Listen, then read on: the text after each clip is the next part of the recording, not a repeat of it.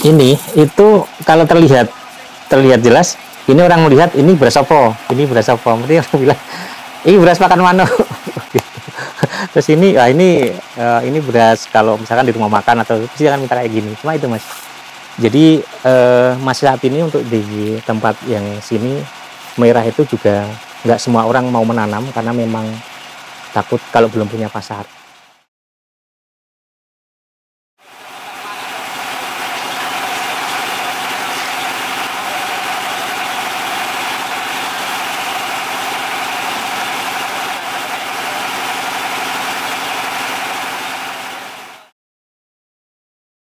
Assalamualaikum warahmatullahi wabarakatuh. Perkenalkan, nama saya Agus Prowoko. Kalau panggilannya sih biasanya Agus Mote, baik itu di medsos, di Facebook atau di mana-mana, atau teman-teman itu Agus Mote.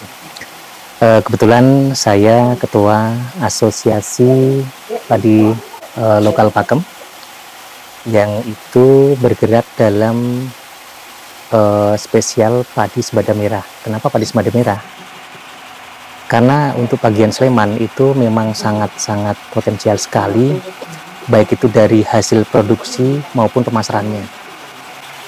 Kenapa? Karena dari Dinas Pertanian Pangan Kabupaten Sleman itu merupakan unggulan di Kabupaten Sleman, khususnya di sektor utara, khususnya di daerah Pakem ini. Kenapa? Karena memang dulu Pakem itu terkenal padi lokalnya. Mungkin saya juga tidak begitu mengenal, tapi yang jelas kalau dari Pakem padinya itu berasnya pada waktu itu langsung dia tertarik. Kebetulan untuk yang Pakem menikah memang di lereng Merapi, dan kebetulan potensinya sangat luar biasa banget karena memang airnya juga masih sangat bersih sekali. Kemudian untuk yang tempatnya untuk yang penggilingan ada di sini di Dusun Torgerjo, Harjo Binangun, Pakem, Sleman. Nah, kebetulan untuk yang asosiasi ini adalah gabungan dari beberapa teman-teman dari wilayah di Pakem dan juga koordinasi dengan Dinas Pertanian Pangan dan Sleman.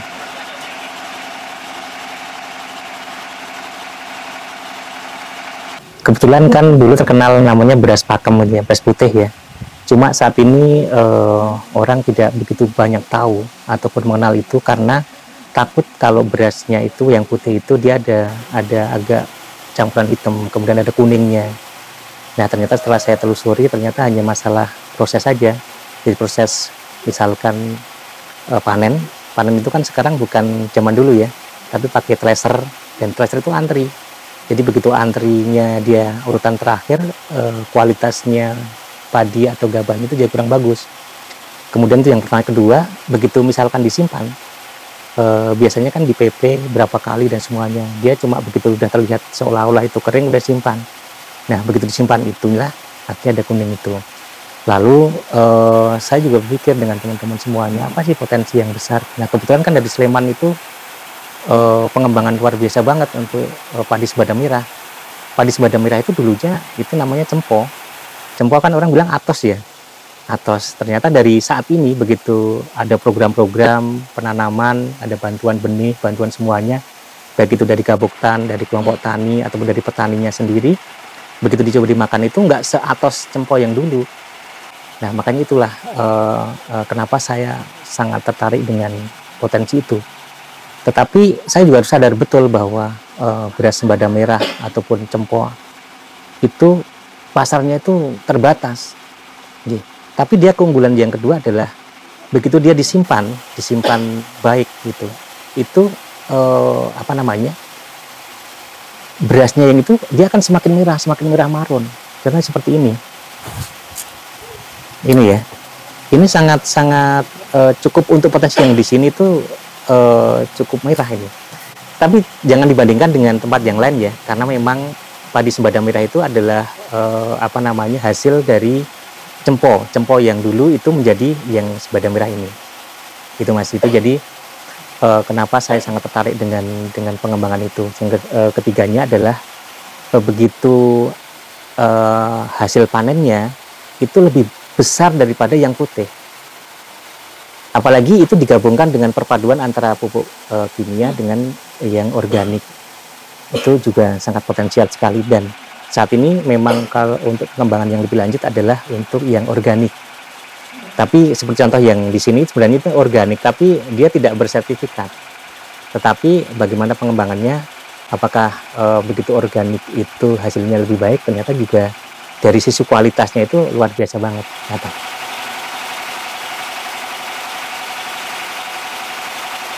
Kalau kisarannya, yang kemarin dari tahun pandemi ya, saya masih mengingatkan, dari dinas itu sudah ada program sekitar 200 hektar gitu.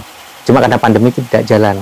Jadi begitu secara akusasi dari dinas kan sudah punya data semuanya ya, dia berani untuk 200 hektar itu berarti untuk daerah Sleman berarti kan memang potensinya juga di angka segitu.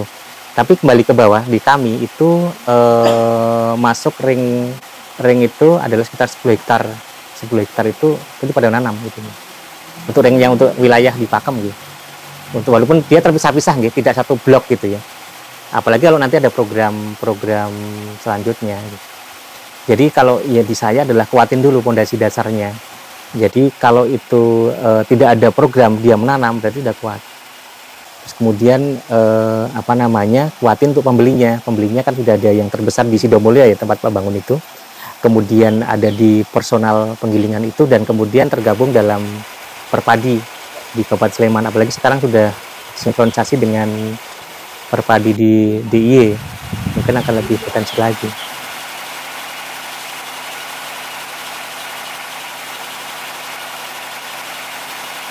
Kalau yang hasil itu sudah hampir mayoritas petani menekan bahwa itu lebih besar, jadi bobot lain lagi. Kemudian saya tarik ke bawah, apalagi dia dikombinasikan dengan pupuk kandang, dia gabung-gabungnya itu akan pasti berkurang, jadi akan naik. Yang kedua, begitu dia bukan spesialis padi putih, maksudnya padi putih yang dijual, itu dia disimpannya semakin merah. Jadi kuatnya petani di situ. Cuma yang mereka tidak kuat itu adalah pada saat butuh uang, dia jual dilalah, padi itu turun.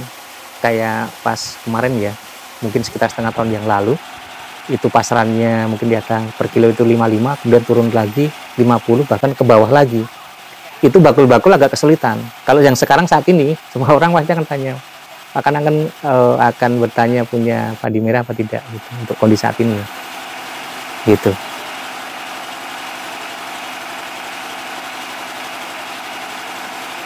Kesempatan saya nggak ada dua nggih, yang paling kuat ya, pertama untuk kesehatan, karena mayoritas yang makan itu adalah pasti dia punya prinsip bahwa itu untuk kesehatan.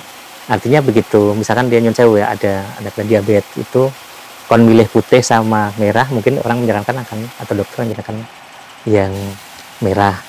Terus kemudian yang ekstrim itu kualitas, misalkan dia bukan yang poles ini kan poles ya. Sebentar,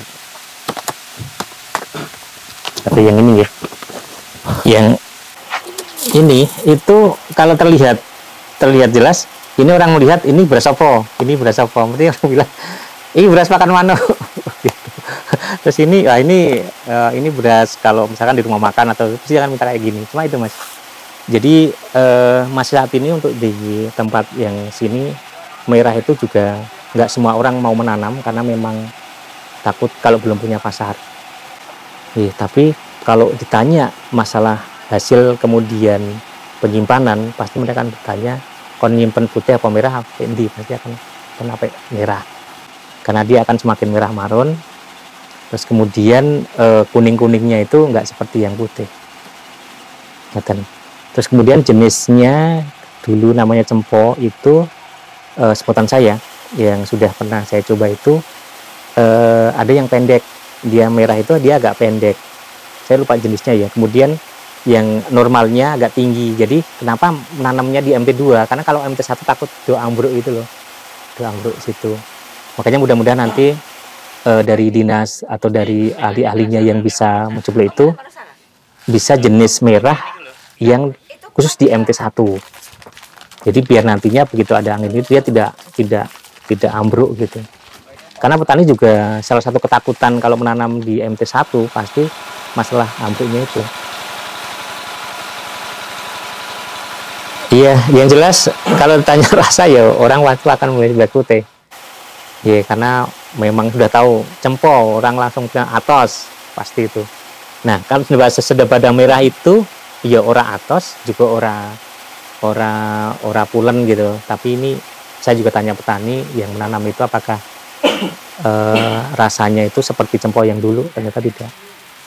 Jadi dan kemudian bagi yang mencoba jangan semuanya, cukup segini aja, misalkan segini aja nanti udah merah anunya nasinya, sedikit aja dicampur kayak gitu. Jadi begitu nanti combine, jadi biar lidahnya itu nanti terbiasa. Tapi kalau langsung merah, saya yakin begitu pertama besok sudah nggak mau. Karena lidah udah nggak terbiasa. Tapi nih dicampur aja, karena itu kuat banget. Saya juga nggak tahu, harusnya kan nggak terlalu merah, tapi merah. Makanya bagi para mau buka rumah makan, ya mungkin ada yang neng kono wae, mungkin dia lebih pulen dan semuanya. Bisa jadi kombinasi, bisa jadi kombinasi antara putih ya, ataupun dia jenis sembada merah ini. Karena memang dia itu merahnya memang tidak semerah marun cempo ataupun tempat-tempat yang lain yang bukan merah itu. Cuma keunggulannya itu dia di sini karena airnya bersih dan semuanya, kayaknya lebih cerah gitu loh. Seperti kayak misalkan cabai pakem dengan cabai Bantul kan mungkin lebih kinclong. Kayaknya dia mengimbas di merah juga.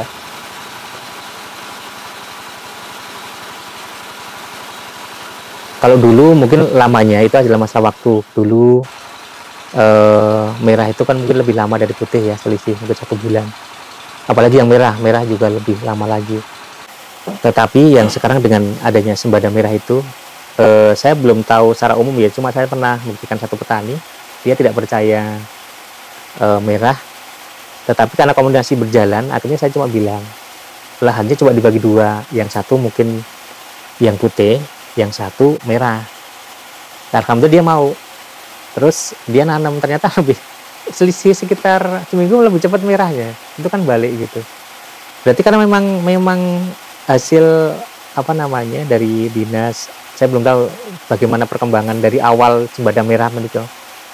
Itu memang sangat pas banget gitu, sangat pas banget di potensi di wilayah sini. Jadi memang kuatin. Kalau petani kan sederhana, misalkan yang beli asal ada yang beli, pada saat dia butuh langsung kemudian dibayar, sudah aman. Nah tinggal yang baik itu asosiasi. Cuma kalau dari penguatan modal itu kan dia prosesnya tidak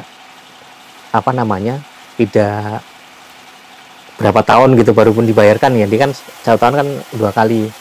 Yang dilelah misalkan di akhir bulan dia harus melunasi, ternyata banyak ininya, paling solusinya ya mungkin buatin balikan kemudian diambil lagi. Gitu. Karena yang kemarin misalkan pernah beli di angka 55 padinya, ternyata pasarnya di 50. Masih tersimpan gitu.